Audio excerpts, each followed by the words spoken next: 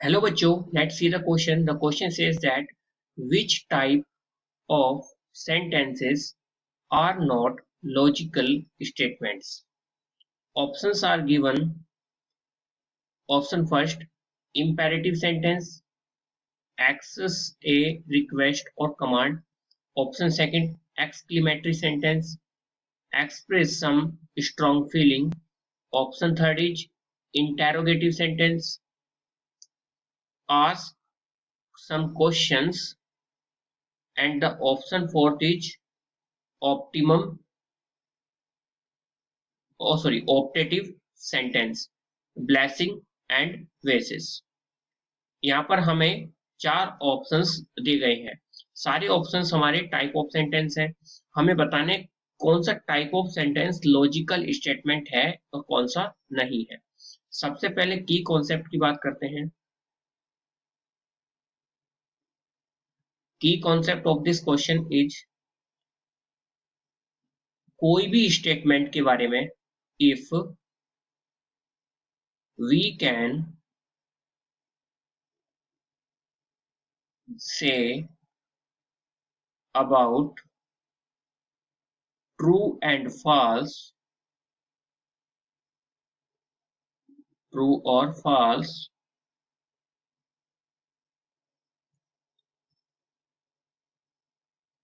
of any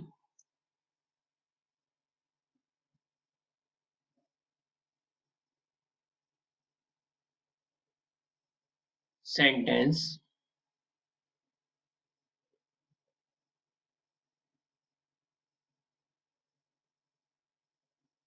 then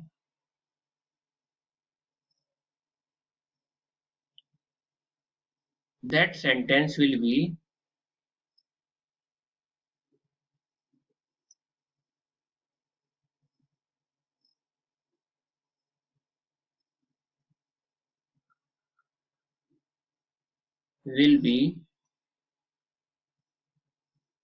logical statement।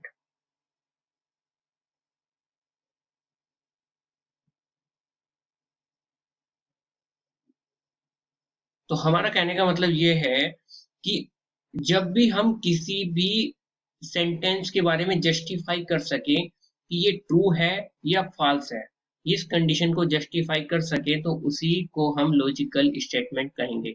और जिसके बारे में हम जस्टिफाई नहीं कर सकते ये और ट्रू होगा या बिल्कुल फॉल्स ही होगा, तो वहां पर उन सेंटेंस को हम बोलते हैं कि ये जो है लॉजिकल स्टेटमेंट नहीं हो सकते।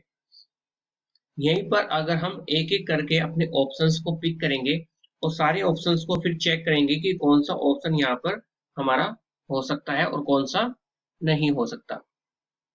जैसे कि यहाँ पर अगर आप देखें ऑप्शन नंबर 1, तो ऑप्शन नंबर 1 में क्या लिखा है? Imperative sentence. Imperative sentence.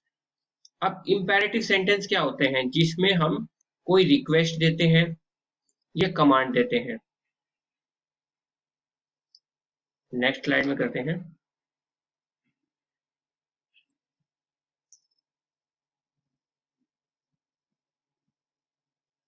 ये फर्स्ट वाला दिया गया है हमारा, ऑप्शन फर्स्ट।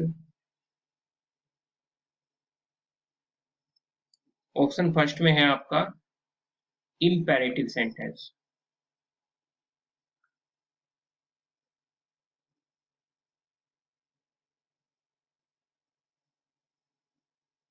अब इम्पेरेटिव सेंटेंस में जैसे कि आपको क्वेश्चन में दिया हुआ है, एक्सप्रेसेस ए रिक्वेस्ट और कमांड।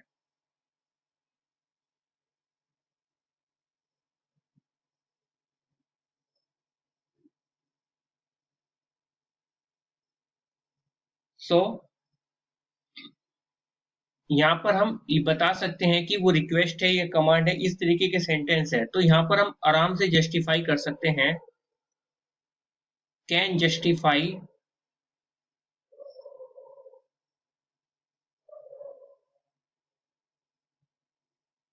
ट्रू और फॉल्स।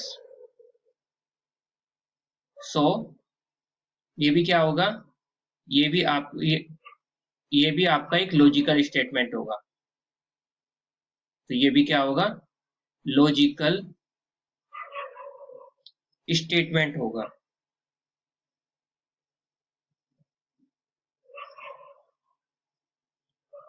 अगर मैं सेकंड ऑप्शन की बात करूं, ऑप्शन सेकंड है आपका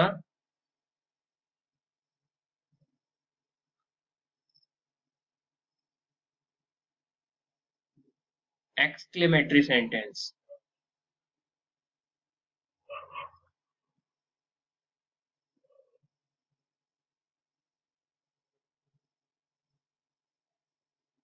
एक्सक्लेमेटरी सेंटेंस क्या कहते हैं?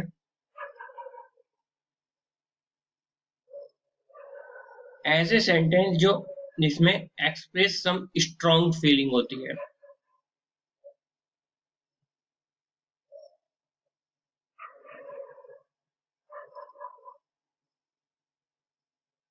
Strong feeling. तो इस टाइप के सेंटेंस में भी हम जस्टिफाई कर सकते हैं कि ट्रू है या फॉल्स है।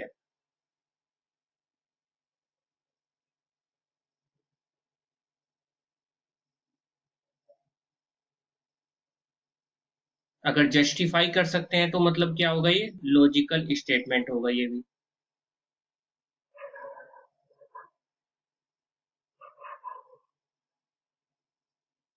ऑप्शन थर्ड को देखते हैं।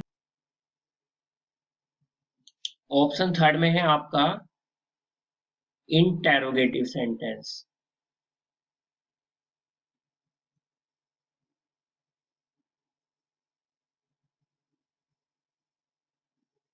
इंटेरोगेटिव सेंटेंस क्या कहते हैं? जहां पर आस्क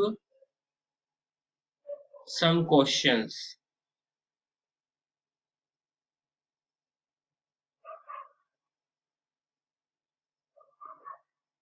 ओके। तो इस तरह के सेंटेंस में भी हम आराम से जस्टिफाई कर सकते हैं कि ट्रू है या फॉल्स है। कैन जस्टिफाई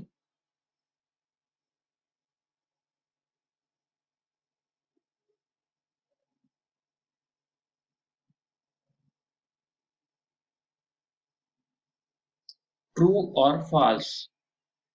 अब जस्टिफाई कर सकते हैं, इसका मतलब ये भी क्या है? लॉजिकल स्टेटमेंट है।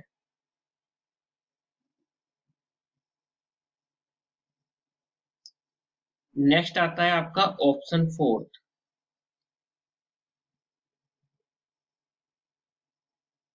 ऑप्शन फोर्थ है आपका ऑप्टेटिव सेंटेंस। ऑप्टेटिव सेंटेंस क्या कहते हैं? वो सेंटेंस जिसमें या तो किसी को ब्लेसिंग आशीर्वाद दिया जा रहा है, विशेष दी जा रही है, या फिर क्रसिस किया जा रहा है, ये भी इसमें आता है। तो ब्लेसिंग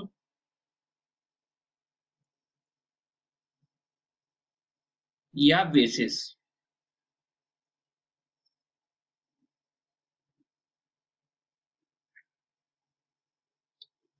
तो इस तरीके के सेंटेंस को बोलते हैं ऑप्टेटिव सेंटेंस, जिसमें ब्लेसिंग हो रही है या बेसिस हो रही हो। पर एक बात यहाँ पर ध्यान देने की है, जब ब्लेसिस और विशिंग हो रही है, जरूरी थोड़ी है कि किसी की ब्लेसिंग और विशिंग एकदम पूरी हो। वो ट्रू भी हो सकती है, वो फॉल्स भी हो सकती है। हम बिल्कुल जस्टिफाई करके तो नहीं बता सकते ना कि उसकी जो विशिंग है, ब्लेसिंग है, वो सब कुछ बिल्कुल पूरी ही होंगी। ठीक है, ये जस्ट एक अनुमान होता है। तो इसका मतलब can't justify, can not justify true और फॉल्स। जस्टिफाई नहीं कर सकते, इसका मतलब ये क्या होगा?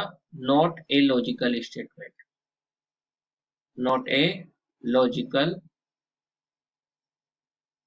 स्टेटमेंट।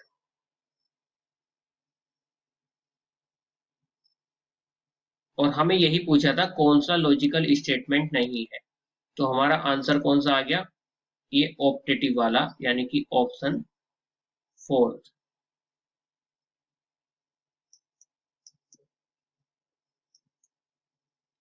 तो ऑप्शन फोर्थ आपका सही आंसर आ गया।